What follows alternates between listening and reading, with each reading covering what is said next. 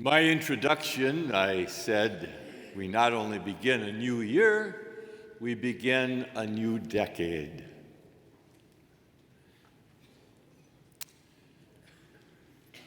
I don't know how many of you are still into making New Year's resolutions. It is that time in our lives when we are challenged, perhaps, to do so. And in all honesty, we'll probably wrestle with that challenge because of our history of past failures.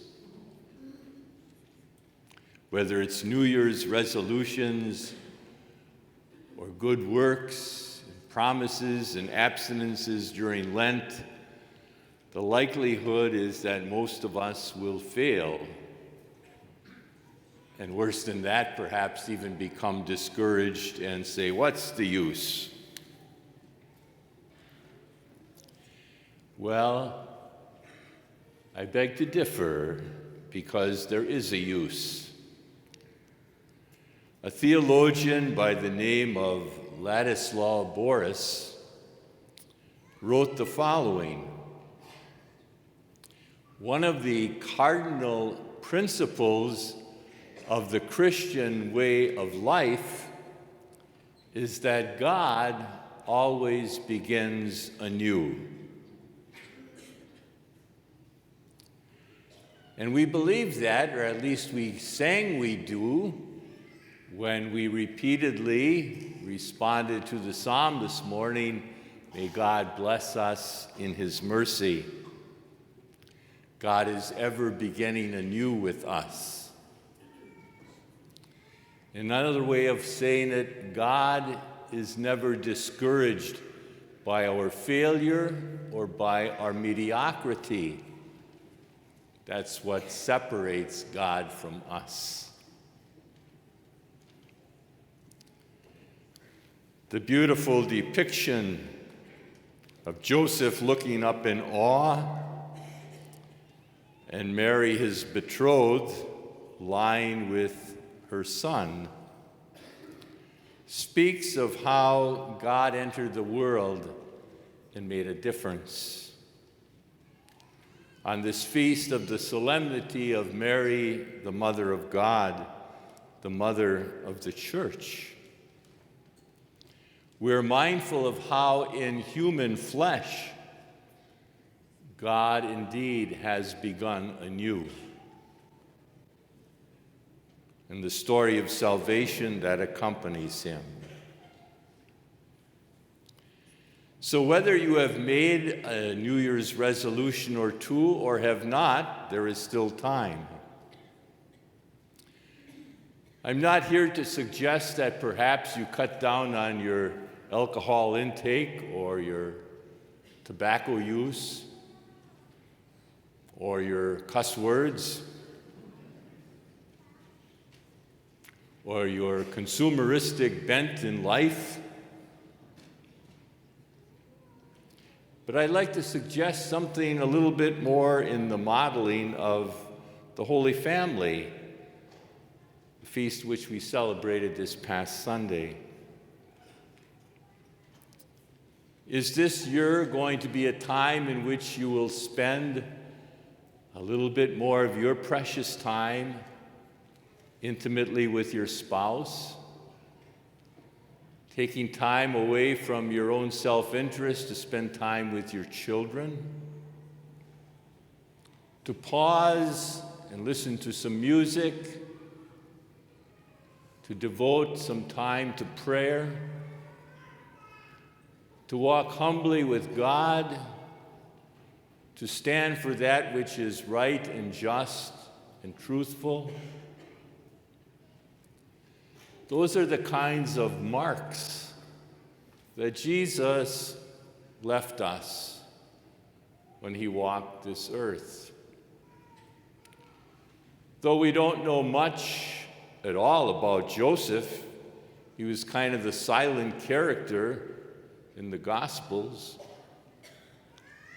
But in that silence, Joseph radiated trust, patience, understanding, devotion, and fidelity. Mary, indeed, has lips placed upon her, or words placed upon her lips, when she said, "Thy will be done according to your word." When she furthered that demonstration of trust and faith as she looked upon her crucified Son and received the corpse of that Son in her arms. The woman who allowed her Son to be free and be about the Father's business and not to be discouraged when supposedly people saw him putting her down, when they came to him and said, "Your mother, your brothers and sisters are outside asking for you."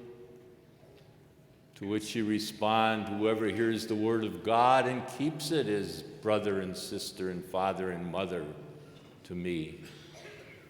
What better example do we have than in Mary? We look at the young people, and so many of you gathered here this morning, and so great to see you all. Well, how does any of that apply to me, Father, you say? Well, maybe you make some promise to listen more attentively to what Mom and Dad are asking of you.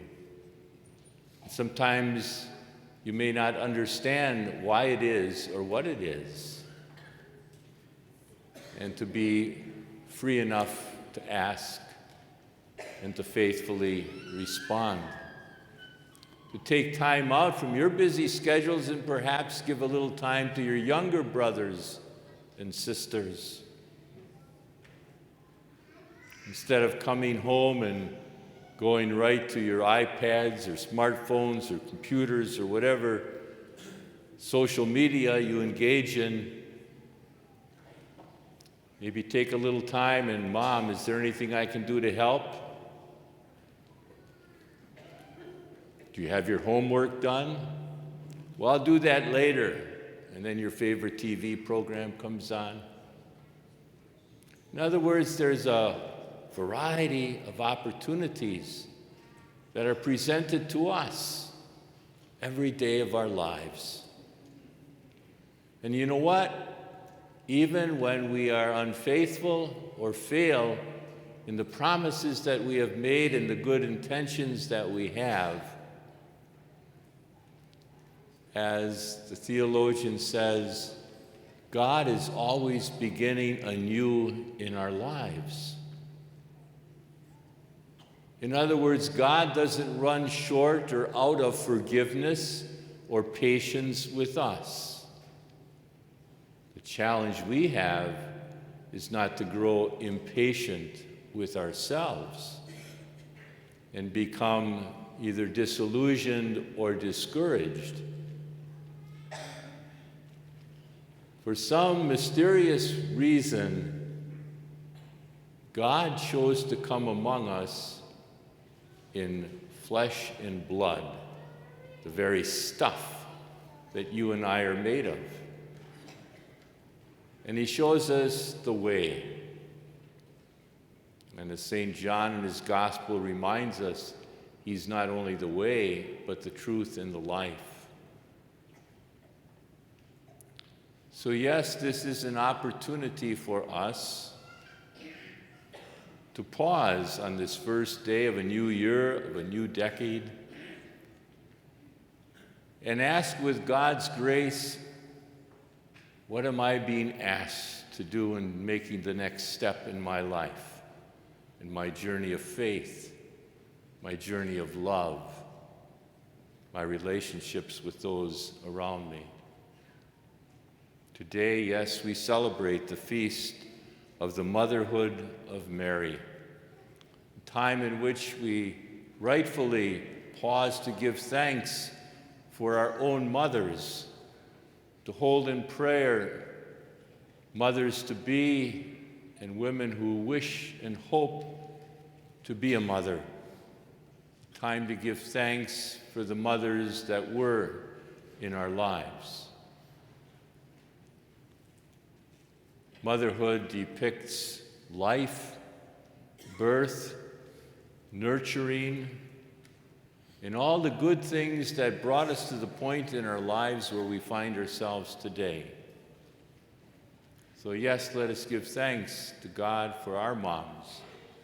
And we give thanks to God for the mom we all share in common, Mary, our mother.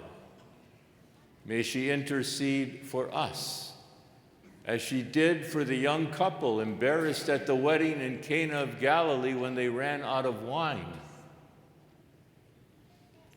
St. Ignatius invites the people who make the spiritual exercises at the end of each meditation to ask Mary, the mother of Jesus, to go with us, with our prayer, our intercession, to him and with him ultimately to the Father, our common Father. The Father who has given us Mary, his mother and ours.